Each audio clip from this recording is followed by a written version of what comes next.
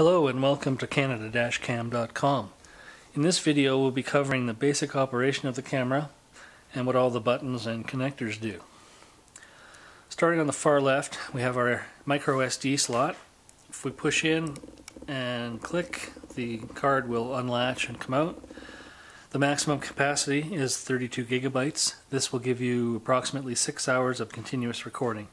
To insert the card, you basically put it in the slot and push it down until it clicks in and it will stay in place.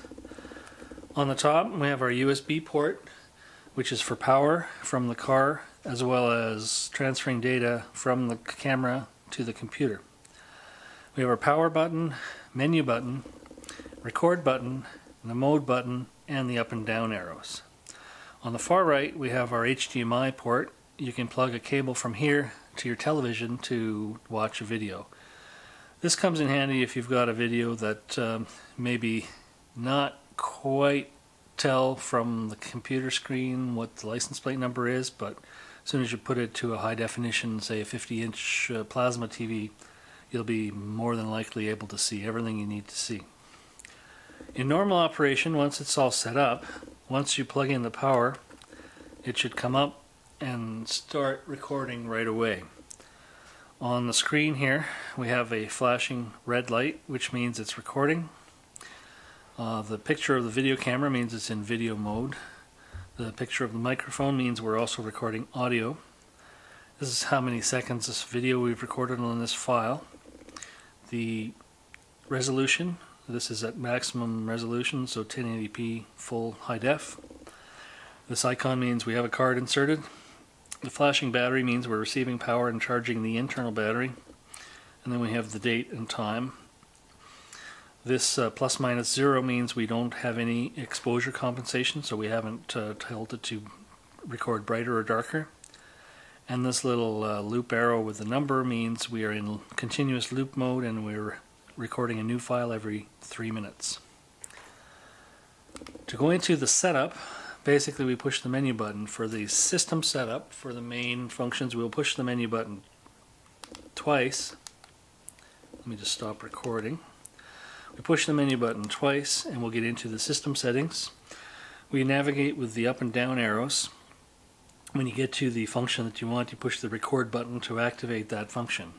For example, if we want to set the date and time, we would arrow down to date and time and push record.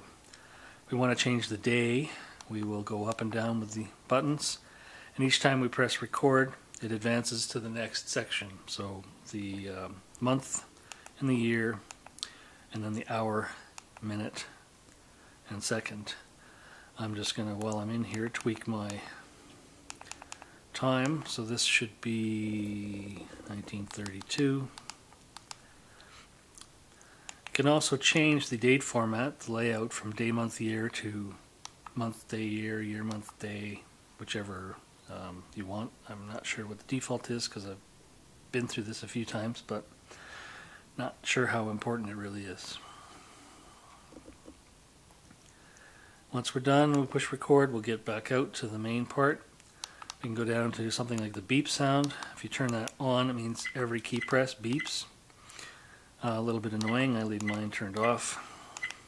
You can set the language, English, Spanish, etc. TV mode, if you're going to be plugging into a television, this sets which video standard. We're in North America, so it should be NTSC. If we were in Europe, we would select PAL. Frequency, same thing. In North America, we're 60 Hz. If we were in Europe, we might select 50 Hz depending on where we were. Screen protection, that's how long this display stays on after you fire up the camera. Generally speaking, you don't necessarily want it on all the time, so I have mine set to 3 minutes. So when I get in the car, turn it on, the camera comes up, I can see on the screen that it's aimed properly, it's pointing where I want it, and then after 3 minutes it goes blank, but it continues to record.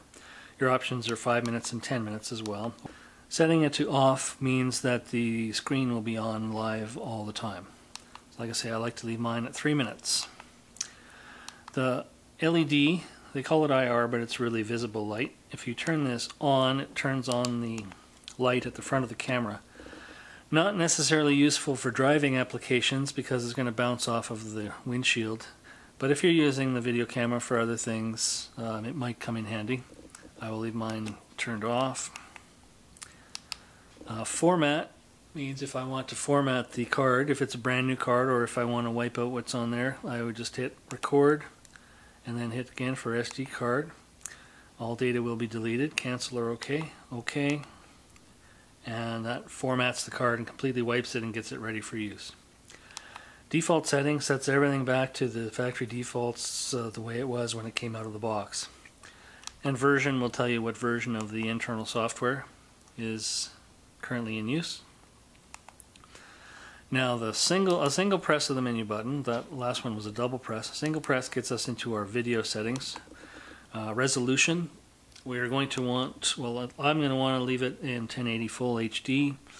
It gives us, with a 32 gig card, it gives us 6 hours, but it also gives us the maximum detail and the best video quality. If I need to read a license plate that's a little far away, or if I want to see some detail, it's going to be there with 1080. If you have a smaller card, or if you're going to be sending files to somebody and you need a smaller file, then you can go down to 720p 60 frames per second, 720p 30 frames per second, then down to the really low resolution WVGA and VGA, which is 640 by 480. Not terribly useful. I would not want to record anything that lower resolution. I'll leave mine at 1080p. Loop recording. This means that if I have my camera set to just record continuously while it's on, it will give me a file every 3 minutes, every 5 minutes, or every 10 minutes. Now a 10-minute file can be fairly large, so if you need to go into a file and edit something out, or if you need to send a file to somebody, a 10-minute file is going to be very big. I like to leave mine at 3 minutes. Chances are, if you're in an accident or if you see something that you're going to need, it's going to be in 1 or 2 3-minute files, and they're a lot easier to deal with than a 5 or 10-minute file. With loop recording off, you would have to have the camera manually starting recording or stopping recording, or motion detection, which we'll talk about in a moment. So again, I'll leave mine at 3 minutes. Wide dynamic range. This just gives you a little extra boost if you've got a scene where, say, one car is in bright sunlight and the other's in the shade. Possibly this one in the shade will be too dark, or the one in the sun will be too bright. Wide dynamic range just gives you a little extra range so that you can see more detail between the highlights and the shadows. I'll leave mine on. Exposure compensation. This is an advanced feature that if you find that your videos are a little too dark or too bright, you can go in and dial up some, say go down 2/3 or 1 stop. I find mine's pretty good. I'll leave mine at 0. Motion detection. In theory, this would have the video start when the camera detects motion. So if you're driving, it should continue rolling. If you're stopped at a light and it sees a car go by or something, it should start the video. The trouble with that is if you have a fast-moving car, say you're sitting at a light, and a fast-moving car clips you and then takes off at high speed, it might take a minute for the camera, or not a minute, but it might take a second for the camera to decide, hey, I just saw motion, start recording, and you may have missed something important. Also, if something in the background is, maybe a little small for it to detect, it may not detect it. Generally, if you want to be sure you got the video, you're probably going to want to be recording in loop mode. Record audio just means it turns on the internal microphone. So if you're driving along and again, say somebody clips you and takes off, and perhaps the car doesn't go right in front of you, your camera might not have seen the license plate, you can call it out and it'll be recorded along with the video, so you don't have to worry about trying to write something down. G-sensor. This is a handy thing, so if you are in a collision, the camera records or detects shock, it will take the current video file and prevent it from being overwritten. So say you're in an accident, you get all the details, you trade information with the other driver, you go on your merry way and you forget to turn your camera off, or you're driving for a long time, it prevents the camera from coming back around to that file and overwriting it. It'll lock that file so that it stays until you unlock it. Date stamp just means that while it's recording video, in the top, I believe it's the top left of the screen, it'll put the current date and time so that there'll be no question as to when something occurred. Well, that wraps up the basic settings. And for operation, besides the mode where when you first power it on it starts to do a video, the mode button also allows you to put it in camera mode. Here the picture of a video camera changes to a picture of a camera. So you basically push the record button and it'll take a still picture. So you can use this as a digital camera if you need to take a picture of a sign or something. Push the mode button again and you're in playback mode. So in this mode you can scroll through the different videos you've recorded. The file name is up here on the right here, and it also tells you the resolution. Those are the two pictures that I snapped, so if there was a video on here you could also play the video back. Fairly small screen, but if you needed to show somebody something right at the scene, you might be able to see what you have on the video. But generally you're probably going to want to take it off onto a computer and display it there or on a big screen. Those are the three modes. So again, video, still camera, and playback. Now, depending on your car, some cars the cigarette lighter is live all the time, and some cars it's switched when you turn the car off and on. If it's switched with the car off and on, then whenever you start the car it's going to start recording, and when you stop it's going to turn it off. My car doesn't do that, so I have to remember when I get out of the car to unplug the cigarette lighter adapter, or the camera will continue to record. Now there are ways, if you're a do-it-yourselfer, there are ways to hardwire the cable right into your car electrical system.